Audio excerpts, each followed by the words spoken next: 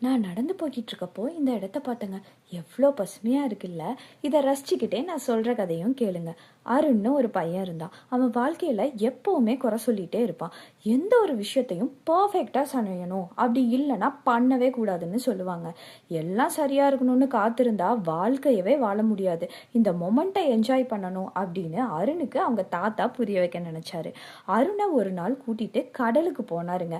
அங்கே அருணை பார்த்து சொன்னார், கடலை பார்த்தியா அருண், இந்த அலை எப்போதுமே ஒரே மாதிரி வராது. சில நேரம் பெரிய அலை, சில நேரம் சின்ன அலை. ஆழ்கடலுக்கு போனோன்னா அமைதியாக இருக்கும். சில நேரம் சுனாமியாகவும் ஆர்ப்பரிக்கும்.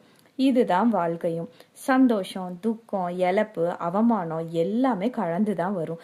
சரியான தருணத்துக்காக காத்திருந்த அப்படின்னா நீ வாழ்க்கையை எப்பவுமே வாழ மாட்ட அப்படின்னு சொன்னாரு. கடல்னால எப்படி ஒரே மாதிரி அலைய உருவாக்க முடியாதோ அதே மாதிரி உலகத்துல எந்த ஒரு மனுஷனாலையும் பர்ஃபெக்ட் லைஃப் வாழ முடியாது அப்படின்னாரு.